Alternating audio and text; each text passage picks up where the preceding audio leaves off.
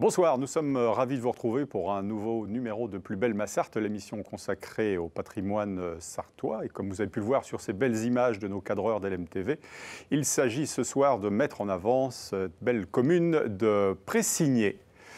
Le temps pour moi de vous présenter nos invités de ce soir. Jean-Jacques Bourgault, bonsoir. Bonsoir. Vous êtes le président de la Fédération française de randonnée en Sarthe. En Sarthe. Bonsoir et bienvenue. On aura l'occasion donc d'y revenir tout à l'heure, à l'occasion justement des nouveaux guides. Lionel Robert, bonsoir. Bonsoir. Ancien pilote sartois des 24 heures que tout le monde connaît, qui nous parlera surtout ce soir de la fameuse bourse d'échange annuelle. Avec plaisir. De Noël, qui aura lieu dimanche prochain, 15 décembre. C'est bien de citer effectivement qu'on est proche de Noël. Pour les idées de cadeaux, c'est pas mal. Et, ouais, et donc c'est dimanche prochain. Oui, il faut patienter jusqu'au 15 décembre. Eh bien, on va suivre ça de près. Fernand Lejar, notre spécialiste du patois sartois, qui ce soir nous a préparé un texte d'actualité dans son monio préféré, dont les couleurs qu'il arbore ce soir ressemblent étrangement à celles du studio. Ah oui, bonsoir Fernand. Pas volontaire. Et puis Pascal Mariette, bonsoir. Bonsoir, j'ai pris la couleur complémentaire. Eh ouais, c'est ça, notre spécialiste du patrimoine et des monuments sartois, qui va se délecter à l'idée de revenir sur ce village de Pressigné, situé au sud-ouest du Mans, et pas loin de Sablé, effectivement. Très près de Sablé. Et alors, c'est une commune où alors, il y a trop de choses, ce que j'en parlais avec Fernand tout à l'heure. Il y a tellement de patrimoine qu'on pourrait faire une émission complète. Alors, on va essayer d'aller vite, je vais essayer de vous en présenter le maximum. On commence par l'abbaye du Perret-Neuf. Alors c'est peu connu, mais c'est la première abbaye qui voit le jour au XIIe siècle grâce à Robert IV de Sablé qui décide d'installer cette abbaye, qui va déménager à un moment en 1209, mais on est juste au début du XIIIe siècle, et il s'installe ici au Perret-Neuf. Et puis cette abbaye va être complètement modifiée au XVIIe siècle. Ce que vous voyez là, c'est le XVIIe siècle. Vous la connaissez, cette abbaye, par un gisant qui se trouve au Carré Plantagenet. Allez voir, c'était un des seigneurs de cette abbaye. Et c'est vraiment les bases un peu de Pressigné. Alors il faut savoir qu'à Pressigné, c'était entre l'Anjou, la Touraine, le Maine, et que c'est l'évêque de Tours, lui, il avait sa chapelle Saint-Martin, normale, et puis l'évêque d'Angers avait aussi son église, là où à peu près l'église de Pressigné. Bref, il y a plein d'autres choses, et puis surtout, il y a des manoirs. Alors on va commencer par un premier manoir qui est le Plessis-Roland, qui est un manoir qui était magnifique, qui était entouré d'une douve, avec une mode féodale au départ, donc on est au 11e, même on peut imaginer 10e siècle, 11e siècle, et puis ça va se modifier avec les années, mais la douve va rester, et au milieu, au 15e siècle, au 16e siècle, on va faire cette bâtisse qui est quasiment en place aujourd'hui. Là, c'était avant restauration, et j'ai quelques images après restauration, parce que vraiment, il y a eu un très beau travail de restauration ces dernières années sur ce très beau bâtiment entouré de douves. Regardez, il y a une petite poivrière sur le côté, c'est vraiment mignon comme tout. Donc, vous avez eu avant et après. Donc, dans le même esprit, on a un troisième manoir que là, Fernand connaît bien, c'est le manoir de Sourches à Pressigné. Donc, pareil, fonction militaire au départ, il y avait une mode féodale, etc. Et on a ce manoir qui est entouré lui aussi d'une douve. Et surtout, on voit où était le pont-levis. Alors, on voit le passage. Aujourd'hui, c'est un pont en pierre, mais vous imaginez tout à fait au Moyen-Âge le pont-levis. Alors, c'est un bâtiment qui est intéressant parce qu'il a été construit vraiment ce qu'on voit aujourd'hui, c'est entre le 14e et 15e siècle. On voit même la petite chapelle là, qui est juste à côté de l'entrée. Et donc, c'est un bâtiment... Alors, il y a un beau logis qui est en gros 15e siècle, 16e siècle. Et puis, on a la partie là, avancée qui est 14e siècle. Mais surtout, vous pouvez aller le visiter. C'est intéressant. Ah oui. C'est ouvert au public assez souvent. Il y a des jardins. Ça, c'est le logis, 15e, avec ses croisées.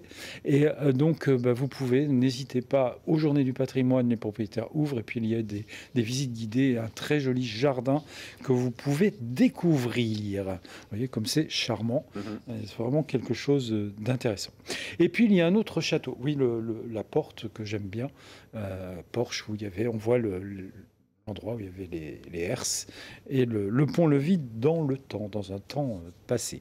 Alors ce grand château qui est aujourd'hui 19e, mais qui est à peu près dans l'esprit de celui de la Renaissance qui a été construit par les Montmorency-Laval, c'est un vaste château Renaissance. Puis il a été vendu ce château donc après le XVIe siècle en 1648. Il sera abandonné, mais surtout il y a un certain Jean-Baptiste Colbert, marquis de Torcy, de Croisier et de Sablé, qui est le neveu du fameux du fameux Colbert que tout le monde connaît, mais ce neveu, lui aussi, sera ministre de Louis XIV. Et il a vécu dans ce château, et la chapelle est dédiée d'ailleurs à Jean-Baptiste, puisque c'était Jean-Baptiste qui en était le propriétaire. Et cette chapelle, elle a été construite en 1499, et donc ça fait partie des éléments patrimoniaux les plus intéressants du château. Mais allez voir ce château aussi, qui a été complètement reconstruit en 1800 et quelques, 1860, vraiment rebâti dans l'esprit Renaissance, mais c'est un imposant et gros château. Vous voyez que c'est vraiment quelque chose. Imposant, oui. En première partie, vous avez parlé du séminaire. Alors j'aimerais bien revenir dessus parce que c'est un vaste bâtiment. Regardez le bâtiment que ça représente. Ouais. Aujourd'hui, il y a effectivement l'école de musique, de l'Académie musicale. De Liesse. Mais il y a toute une histoire. Hein. En fin de compte, c'est pareil. C'est en 1610 que Urbain de Montmorency-Laval donne son fief donc aux moines cordeliers de la Flèche et qui vont commencer à construire un couvent dès 1769. Et donc ce bâtiment va évoluer. En 1776, l'abbé Coulombier donc achète le domaine et fait un collège à cet endroit. Et il va surtout vraiment moderniser l'ensemble. À la Révolution, le bâtiment est fermé et même vendu, je crois, en bien national. Mais en 1816, il redevient un petit séminaire. En 1824, les locaux sont agrandis, la chapelle restaurée, cette grande chapelle qui tombait à 18 tudes. Et en 1860, on commence des travaux qui vont durer à peu près 40 ans. Jusqu'en 1900, la chapelle est à peu près comme on la voit aujourd'hui. Et c'est la chapelle Notre-Dame des Anges. C'est assez rigolo ce nom. Et puis pendant ce temps, c'est en 1905, le petit séminaire ferme, et puis surtout il se passe quelque chose d'assez horrible, c'est qu'en 1914 jusqu'en 1919 le bâtiment va devenir un camp d'enfermement pour les personnes étrangères essentiellement, c'est-à-dire vraiment les gens qu'on ne voulait pas trop voir en France ou qui collaboraient avec les Allemands ou on ne sait pas trop. Il y a eu beaucoup de gitans, de gens comme ça qui ont été enfermés, mais c'était femmes, enfants et hommes, tout le monde se retrouvait là-dedans et c'était pas terrible, c'est limite camp de concentration comme on dirait. Bref, en 1921 arrivent les Marianites, nos fameuses Marianites de l'avenue Bollé et de Basile Moreau. Et les Marianites vont rester presque 100 ans, puisque la dernière des Marianites va décéder en 2019, je crois. Et donc, c'est pour ça qu'on dit que leur présence a été quasiment avec le centre. Ils ont créé un centre, d'ailleurs, Basile Moreau. Et leur présence va être là jusqu'en 2019, jusqu'en 2022, où ça va devenir la fameuse Académie musicale.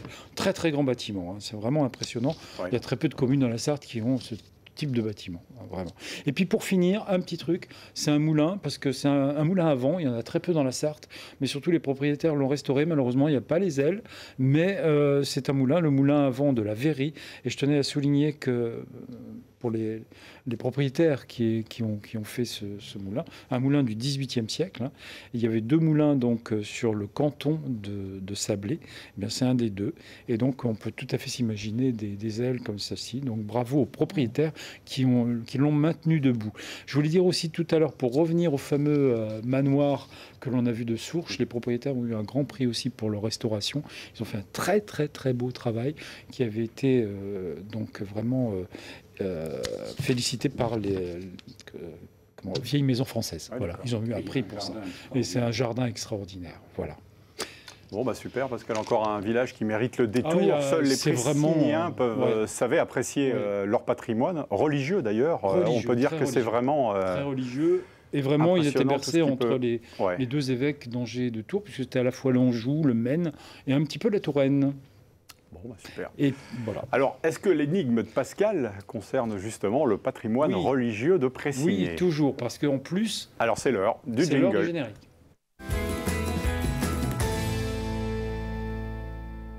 Alors, à Pressigné est né un saint homme qui est saint Ménélé. Et saint Ménélé est né à Pressigné au 7e siècle. Il a dû s'enfuir pour se réfugier en Auvergne. Je vous dirai après ce qu'il a fait en Auvergne. Mais... il y a faut deviner quelle raison il est parti très vite de Pressigné. Pour fuir un conflit avec l'évêque d'Angers, solution A. B, pour ne pas être enrôlé dans l'armée. Ou C, pour ne pas se marier avec sa promise. Alors, Lionel, une petite idée ? Qu'est-ce qui vous...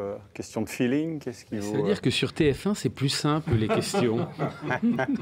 Là, non, je plaisante, mais ça, c'est des vraies questions. On va là, apprendre quelque celles-ci, elles chose. sont... Voilà. Alors, moi, en néophyte complet, je dirais déjà, j'éliminerai la réponse C, parce que un saint qui puisse se marier, Eh à oui. l'époque, on pouvait se marier, ça me choque, mais peut-être. Ah, on est au 7e siècle. Là. Voilà, 7e siècle. J'ai Ça pas reste un tellement de indice, connaissances ça dans reste le un domaine. indice. Mm. Il aurait pu être, il était saint peut-être après aussi. Hein. Voilà, vraisemblablement. Ce qui peut expliquer aussi son enrôlement dans l'armée. quoi. Voilà. Alors bon, vous penchez pour quoi? A ou B alors? A. Allez, réponse A. Jean-Jacques? Bah, je dirais C, moi, justement. La réponse C, allez, on se jette à l'eau. Et puis... Moi, la réponse C me va bien, parce que 7e siècle, il faut savoir que les religieux se mariaient encore. Hein. On était encore pape de père en fils. Hein. Le concile de Trente n'était pas passé, donc pourquoi pas? Ce serait drôle. Alors, je ne sais pas si chez vous, vous avez trouvé. Hein. Moi, je mettrais la réponse B, allez, l'armée. Oui, ça pourrait paraître avec, simple. L'armée, petite non, faute. mais c'est la C. C'est Ah, c'est effectivement, la C. il ne voulait Ah, pas bah, se marier bravo, les du gars. tout et il s'est tiré. Et il est parti très loin. Il est parti en Auvergne et à un endroit qui s'appelle Menat. À Menat, vous connaissez peut-être, c'est dans la vallée de la Sioule. Et là, il va s'y réfugier. Il va surtout construire avec un de ses fidèles compagnons qui l'aura suivi de Pressigné. Ils vont construire à tous les deux un monastère sur une des ruines d'un ancien monastère, une abbaye, l'abbaye de Menat, donc dans la vallée de la Sioule. Et c'est comme ça que dans le Puy-de-Dôme, le département au nord du Puy-de-Dôme, si vous voyez où c'est, ça deviendra plus tard une abbaye clunisienne, pardon. Et donc, voilà, il est devenu saint pour avoir... Ok. et autrement, une petite image de la chapelle, parce que si vous allez sur il y a une chapelle, Saint-Ménélé, à Pressigné, je n'en ai pas parlé en première partie, mais je vous conseille d'aller la voir, elle est superbe aussi. Il est né à quelques mètres de l'endroit. Donc une chapelle du XIIe et XIIIe siècle. On voit la partie, et voilà Saint-Ménélé représenté sur une statue. Merci, Pascal. Merci. Bon sang de bonsoir, comme on dirait dans la Sarthe, ou en langage meugnaud. Mon cher Fernand, on peut dire que vous avez été inspiré par un fait divers que vous avez détourné en votre faveur dans la langue du meugnaud, je cru savoir. Que j'ai détourné un petit peu. Bon. C'est un copain qui est venu me voir pour un truc qui ne nous arrive pas, nous, les gens de la campagne. Mais c'est un averbeau qui est arrivé avec un capitalier encore. Ben oui. Il y a Goyus l'autre jour, il vient me voir. Il était tout échaubouillé. C'était qui t'a vient d'un averbeau, Goyus, là? Le ventre chez vous est cuit. Et c'est avec mon voisin. Le capitalier de Paris, à qui que t'as vendu un peu rompument la petite chair. Eh bien sûr que c'est lui, bien sûr. Allez, à d'où me jeter donc. Dis-moi de quel gars. Il a porté le paix. Il a porté le paix, sur que. Les feuilles de mon petit bois, tu vois, eh bien, qui borde sa pelouse, il tombe en chez lui. Ton petit bois, oui, qui fait quand même 1200 journaux, hein. Mais enfin, c'est pour les feuilles qui tombent en chez lui qui portent plainte. C'est encore un drôle de Chalamberdin, ce gars-là. Eh ben, dis-moi, t'as qu'à été assuré. T'as pas une devinée pour me recourir? Bah, attends, peut-être bien que c'est Ventier, tiens. Ton Parisien, là, il respire? Oui. Mais il respire que, je te le donne en 1000. Il respire ton oxygène. Qu'est-ce que tu badigouins, là? Mon oxygène. Ben si, vain Dieu, écoute-moi ben, l'oxygène qu'il respire, lui et sa famille, c'est tes feuilles qui la produisent. Et en plus de ça, absorbons le gaz carbonique. L'oxygène, elle est à terre, puisque c'est tes arbres qui l'ont créé. Et eux, ils en respirant, sans rien te demander. Il faut un dédommagement. C'est comme qui dirait des voleux de poules. Pareil. Mais ça t'est bon, tu es vrai, de ce que tu dis, là. Eh bien, écoute-moi, ben, Godius, tu vas aller voir un baron du barreau. Tiens, l'ancien ministre, là, du Pont-Moretti, il est libre. Ah, t'as bien les moyens de te payer, c'est un gars comme lui. De cette affaire-là, je te garantis qu'il va en faire un de ses potins. Crée-moi bien que toute la France elle va en causer et bien rire de cette foutimasse. Et ton Parisien, ben il va passer pour un évaltonné. Bravo. Bravo, mon cher Fernand. C'est une histoire vraie? C'est une histoire que vous avez relevée que vous avez un petit peu. Oui. Mais c'est vrai que c'est une histoire de voisinage. Tout le monde a compris. Voilà, on connaissait celle du coq qui gênait les citadins qui venaient habiter à la campagne. Chez nous, les feuilles, on se les ramasse, nos feuilles, même si c'est les feuilles de l'arbre du voisin.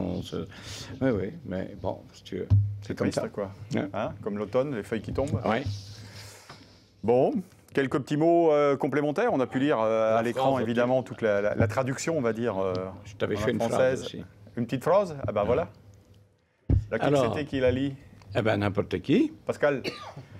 Le gars Pascal. On peut ascertiner, tu dis comme ça, qu'il y a des politiques qui aimeront tant et tant l'argent et le pouvoir qui pouvant égarer leur paye peut-être, pour assouvir leur désiration. Ah ouais, on peut ascertiner qu'il y a des politiques qui aimeront tant et tant l'argent et le pouvoir et qui pouvant égarer le pays pour assouvir le désiration. Lionel, vous connaissez le patois, mais là, franchement, j'ai compris. Avec la prononciation, ça a aidé. Ah oui, ça il y a le côté théâtral de Fernand aussi, qui fait que, voilà. Alors, si on le traduit en français, certains politiques aiment tellement le pouvoir et l'argent qu'ils sont prêts à sacrifier leur pays pour assouvir leurs désirs. C'est marrant, ça me parle, ça. C'est un peu d'actualité. Oui. C'est l'actualité dernière qui m'a fait... Je dirais même plus, c'est intemporel. Exactement. Jean-Jacques, vous êtes originaire d'où? Vous êtes du Mans ou vous êtes... je suis breton. Breton, d'accord. Et sartois d'adoption ou breton? Oui. Breton, J'ai rien. Et alors, Gallo. Et le patois? C'est proche. Et le patois sartois, ça vous parle autour de vous, vous entendez parfois des gens parler en patois? J'ai découvert. Mais c'est proche entre le gallo et d'ailleurs on travaille avec eux actuellement, avec la Grange à Gaulle. On travaille beaucoup avec eux parce qu'ils défendent leur langue déjà depuis 30 ans. Nous, on ne fait que de commencer. Et c'est vrai. J'arrive à tenir une conversation au gallo. Bon, ça sera pour une prochaine émission. Vous avez quelques petits mots, de Sidolette, peut-être friandises, histoire de rigoler un peu. Alors, Anaverbo. Bêtement, j'allais dire un verbe, mais ça n'a rien à voir.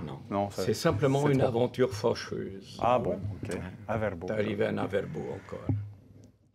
Échaubouillé. Oh, bah ça, connais ça. Échaubouillé, je sais pas. Échaudé, enfin voilà, il s'est brûlé les mains ou...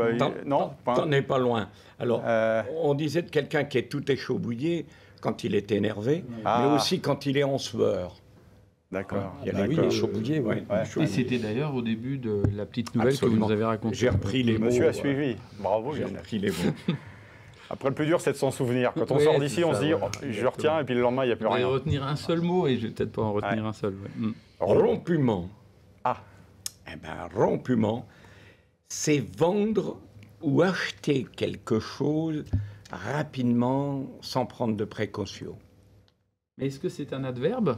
Oui. D'accord. Rompument. Rapidement, alors. Oui, mais ça a une autre signification que rapidement on peut vendre. Là, rompument, c'est quand on dit « Oh, t'as vendu ça rompument, toi ». C'est-à-dire que précipitamment, sans prendre de précautions, rien du tout. T'as pas réfléchi comme souffle dans le... Voilà. C'est ça. Bon, un petit dernier. Allez. Adouméché. Adouméché. Adouméché. Jean-Jacques. Non, rien. Dans le adou, dans le méché, il n'y a pas de syllabe qui vous... Adouméché. Adouméché donc, quelqu'un qui est énervé. On lui dit, allez, calme-toi. Calme-toi. Ah, calme-toi donc. Calme-toi donc. Adouméché donc. Bon, parfait. Merci, ce sera tout pour aujourd'hui, mon ami. Merci, on se retrouve, en ce qui nous concerne, 2025. N'est-ce pas? Ça va être 2025, Fernand. Oui. Ok. Bon, on enchaîne directement avec l'histoire du jour.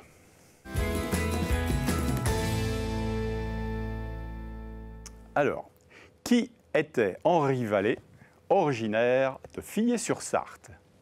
Un constructeur d'engins de locomotion, un célèbre chercheur, un ancien champion de boxe. Bon, voilà, les petites connotations sportives. Alors, amis sartois et bretons, est-ce que ça vous parle? Lionel? Je me suis déjà ridiculisé tout à l'heure, mais alors je dirais un célèbre chercheur. Engin de locomotion, je suis un peu dans la partie automobile, mais la locomotion c'est plus que l'automobile. Donc, Bon, c'est quelqu'un d'un autre siècle, là. On va dire que là, on parle du 19e, voilà, du 20e siècle. Là. Bon. Jean-Jacques, Champion de boxe. champion de boxe, allons-y. J'irai vers un chercheur aussi. Chercheur. Bah, moi, Et Pascal je pensais au pont, même ça n'a pas de rapport. Il y a un pont métallique type Eiffel, mais non. Eh ben non. Un constructeur. Ouais, Rien dans rien, voilà, non. rien dans tout. Et non, non. Ancien ouvrier d'Amédée Bollé, vous voyez, je vous en venir. Père, Henri Vallée a construit des vélos, motos et voitures. La plus célèbre d'entre elles étant peut-être le Vis-à-vis en 1897, que vous voyez à l'écran. Originaire de Fillé-sur-Sarthe, il est décédé en 1916.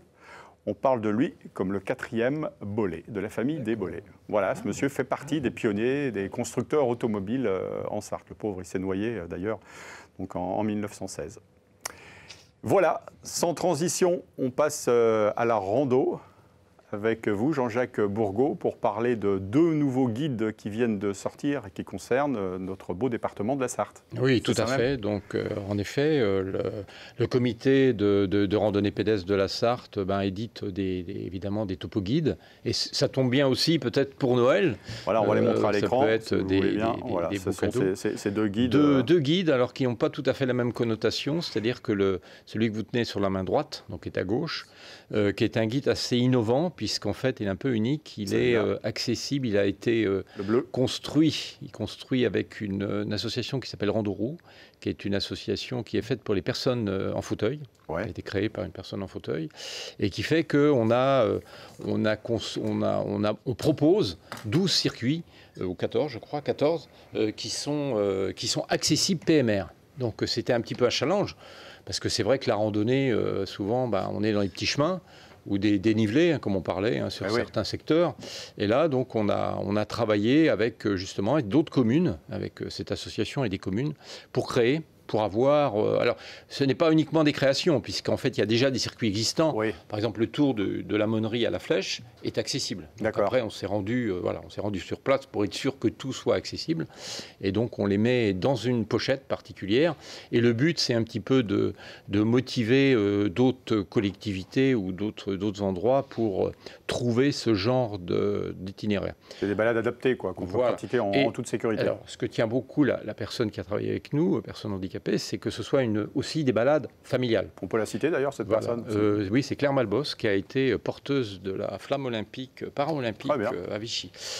Donc voilà, c'est pour proposer en effet des circuits qui soient accessibles à des personnes. On fait un petit peu le parallèle à ce qui s'est passé au BSR à la Bazoge le 11 novembre, où on a toujours un circuit qui est accessible aux personnes handicapées. On a eu des gens qui sont venus en fauteuil, avec des joëlettes même. Mais aussi avec des familles avec des poussettes. Et voilà, c'est ça. Donc c'est la continuité, c'est en fait familial, avec des poussettes, c'est pas toujours très simple. Et puis des fauteuils. Donc il y a aussi une espèce de volonté d'inclusion, que tout le monde se partage ce moment de randonnée tous ensemble, que ce soit des valides ou des personnes mobilité réduite. Alors ça c'est le premier guide. Et le deuxième guide, alors c'est un guide qui est ce qu'on appelle un GRP, donc puisque c'est un circuit de grande randonnée, mais de pays, qui est une boucle qui fait le tour des Alpes-Mancelles. Voilà, secteur que nos amis connaissent bien. Ouais. Évidemment, on n'est plus tout à fait dans la même philosophie, mais bon, c'est évidemment... on parle de Ciel-Guillaume, on va jusqu'à Saint-Léonard-les-Bois, après on va sur Fresnay. Et là, on parle d'une boucle de 89 km, c'est ça ? Oui, c'est ça, 89 km. Donc là, elle est marquée, une boucle 5 jours, mais évidemment, il y a... Alors, ce qu'il y a de bien dans cette boucle-là, qui a été de nouveau rebalisée, puisqu'en fait, le comité s'appuie quand même sur un nombre de baliseurs très important, une cinquantaine, qui ont 15 km de tronçons à gérer. Ah oui. Et puis donc, on parlait tout à l'heure des GR, marque blanche et rouge dans les deux sens. Donc, quel que soit le sens que vous prenez le GR, il est balisé. Vous avez toujours les balises, les croix, les continuités, les tournes à gauche, les tournes à droite. Avec ça, on se débrouille. Et donc, on a refait entièrement ce circuit-là, rebalisé, et on l'a remis évidemment dans ce guide. Et ce guide, en plus, il y a 9 qu'on appelle des PR, c'est-à-dire des promenades randonnées, qui sont des boucles qui partent des communes que nous traversons. Donc on peut évidemment, parce que faire le GR, 89 km d'un coup, c'est peut-être pas très évident quand on fait de l'itinérant. Et ce que vous dites pour promouvoir tout ça, c'est aussi marcher en découvrant le patrimoine. Alors voilà, ça c'est un peu nouveau. Il y a quelques années, on marchait beaucoup pour marcher, uniquement pour le côté physique. Mais là, maintenant, on marche pour les paysages et puis pour découvrir le patrimoine. Là, par exemple, on a le GR36 qui traverse toute la Sarthe du nord, du nord au sud, hein, qui est un GR. Là, on a réédité un petit peu le topo-guide, comme on dit, qui part de Ouistreham et qui va jusqu'à Bourg-Madame dans les Pyrénées-Orientales. On l'a modifié il y a 2 ans avec l'aide de la ville du Mans, puisque maintenant, l'idée, avant, il fallait, contourner les villes. Oui. Et maintenant, aujourd'hui, on rentre dans les villes pour justement découvrir le patrimoine. Et donc, grâce à ce GR, maintenant, on rentre et on passe à la cité Plantagenet, quoi. On fait le bord de Sarthe, on va au Guelmouni. Donc, on va vers le patrimoine maintenant. Ce que les randonneurs maintenant veulent de plus en plus. Jean-Jacques, j'ai pu même voir qu'il y avait la possibilité de faire le tour du Mans en 7h30, c'est ça? Voilà, sur une journée, concrètement. Alors l'avantage en plus, vous partez de Sargé, on arrive à la cité Plantagenet, c'est ça? Voilà, c'est ça. On part exactement d'Ivry-l'Évêque, on remonte sur Sargé, on passe par le parc Banjean, la cité Plantagenet, le bord de Sarthe, Guelmouni, et on repart vers, la promenade Newton pour retourner dans les bois de dépôt. Donc, on ne dira jamais assez combien la rando est salutaire. On sait combien il y a de marcheurs ou de gens qui pratiquent la rando en Sarthe? Alors, ça, c'est pas facile à savoir, parce que tout le monde peut marcher, hein, il n'y a pas de problème. On n'a pas de compteur, il faudrait compter. Il y a une statistique au niveau de la Fédé, on dit il y a 10 millions, 20 millions de personnes qui marchent, hein, et qui randonnent. Aujourd'hui, il y a 140 000 licenciés en France et il y en a 2000 en Sarthe qui sont affiliés à des clubs de randonnée qui organisent des randonnées toutes les semaines. Donc voilà, c'est un peu ça mais tout le monde randonne quelque part. D'accord. Dernière question, Jean-Jacques, où est-ce qu'on peut se procurer tous ces guides? Alors, il y a évidemment, on peut se procurer au comité, c'est-à-dire à la Maison des Sports, hein, puisqu'on a des bureaux, mais aussi dans toutes les bonnes librairies, et puis dans les offices de tourisme, évidemment, qui sont concernés. On peut se procurer ces guides et les autres guides qui existent, puisqu'on a 700 km. 10 € pour l'un, 5 € pour l'autre, je crois, hein, c'est ça? Voilà, c'est ça. D'accord. On a 700 km de GR en Sarthe, et on parle de Pressigné, on parle de tous ces... Et ouais, ces beaux lieux. Les GR sont partout. Faites du sport. Hein. Merci Jean-Jacques. Merci en tout cas d'être passé nous voir et de nous présenter ces nouveaux guides. Merci les amis. Ainsi s'achève la deuxième partie de cette émission. Restez avec nous, on va retrouver Lionel Robert pour parler de la bourse d'échange qui se déroulera dimanche prochain à Arnage. A tout de suite.